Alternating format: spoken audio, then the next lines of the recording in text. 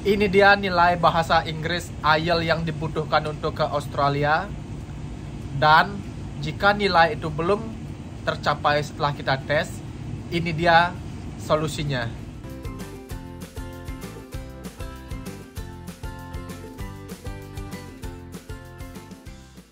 Masih banyak di antara teman-teman yang terhambat untuk mengurus visa ke Australia karena nilai IELTS atau bahasa Inggris. Kadang kita bertanya-tanya, kenapa sih harus ada IELTS? Jadi, Australia ini adalah negara berbahasa Inggris. Jadi, untuk tujuan kedatangan ke Australia sendiri, atau yang biasa kita sebut down under, adalah menunjukkan nilai bahasa Inggris IELTS. Yang mana di dalamnya ada 4 jenis tes yang dilakukan, yaitu reading, speaking, listening, and writing. Tes IELTS ini ada 2 jenis, yaitu general training, yang tujuannya adalah ketika kita mendapatkan sertifikat IELTS general training, itu adalah untuk tujuan apply visa yang mengarah kepada immigration atau bermigrasi, seperti visa temporary resident yang baru saja kita apply, itu diminta IELTS General Training.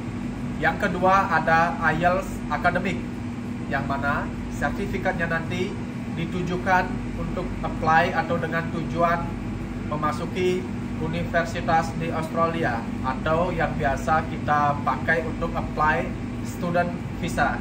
Jadi 2 jenis IELTS ini tesnya sama, mengetes 4 skill kita, tapi dengan bahasa yang sedikit berbeda. Itu yang kita ketahui. Yang akademik lebih formal tesnya, itu yang general training ya, konten daripada tesnya itu lebih sedikit seperti sehari-hari gitulah.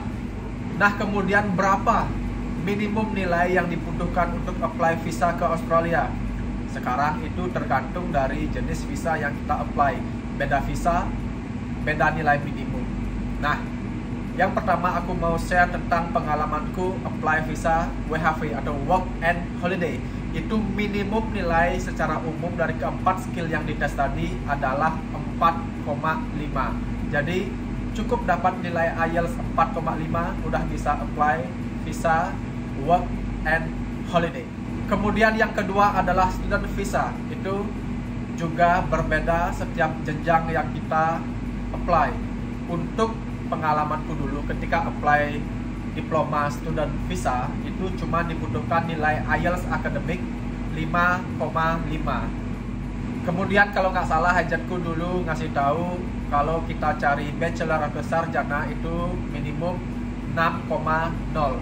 Kalau cari S2 atau master itu minimum IELTS akademik yang kita harus peroleh ketika tes adalah 6,5. Tolong dikoreksi jika ini salah, karena aku udah konsul dengan agent sekitar 4 tahun yang lalu, jadi kurang begitu ingat betul ya. Tapi itu bayangan-bayangan yang aku dapatkan untuk apply visa student. Kemudian ada pertanyaan, susah nggak dapetin nilai-nilai yang dibuat sebagai syarat tersebut? Ya, susah-susah gampang sih. Yang penting ikuti prosedur yang benar. Kalau butuh les dulu, baru nanti tes real di tempat diadakannya tes IELTS di kota teman-teman. Nah, gimana kalau nantinya nilai itu tidak tercapai setelah kita tes? Ini tergantung bisa juga lagi. Kalau WHV atau Work and Holiday itu udah dead end, nggak ada jalan lagi. Kalau misalkan nilai yang dibutuhkan adalah 4,5 minimal, teman-teman dapat 4,0, ya udah nggak bisa sama sekali.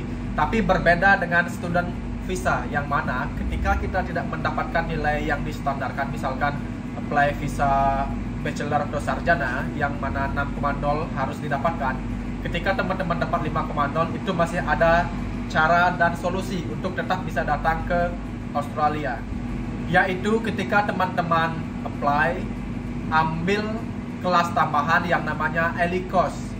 Ini suatu kelas bahasa yang mana bahasa Inggris teman-teman akan dipersiapkan sebelum dimulainya perkuliahan dari jurusan yang teman-teman ambil. Contohnya gini, misalkan teman-teman apply visa S1 atau sarjana harus 6,0. Teman-teman waktu tes IELTS dapat 5,5, itu ada selisih 5 kan, 0,5.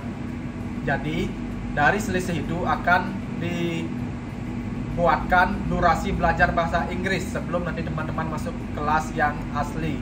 Misalkan kita apply visa Hospitality Management jurusan pariwisata. Sebelum masuk kuliah pariwisata itu akan ada kelas beberapa bulan untuk mempelajari lebih dalam bahasa Inggris. Kalau selisihnya cuma 5,5 menuju 6,0 itu mungkin 3 bulanan lah teman-teman bisa ikut kelas ELICOS. Jadi visa masih bisa di-apply, teman-teman masih bisa datang ke Australia walaupun nilai IELTS kurang dari standar yang digunakan sebagai syarat. Memang ada biaya tambahan untuk kelas 3 bulan tersebut, tapi otomatis visa teman-teman juga lebih panjang dari yang seharusnya. Itu ibaratnya untung iya, rugi juga iya karena bayar lebih untuk kelas tambahan bahasa yaitu ELICOS. Tapi untungnya juga visa kita sedikit lebih panjang, jadi bisa bekerja dengan durasi yang lebih lama. Untung rugi lah, rugi untung, ruginya iya, untungnya juga iya. Tapi bagusnya teman-teman nggak perlu stres lagi buat tes IELTS di Indonesia karena udah bisa masuk ke Australia walaupun nilainya kurang. Nah, itu tadi sedikit tentang IELTS dan gimana solusinya biar bisa kita tetap ke Australia walaupun IELTS kurang atau nilai bahasa Inggris kita belum tercapai. Maka dari itu aku saranin nih ke teman-teman yang udah sering bertanya di IG atau di komen Facebook atau di YouTube, segera mulai berkonsultasi secara gratis dengan agent yang resmi.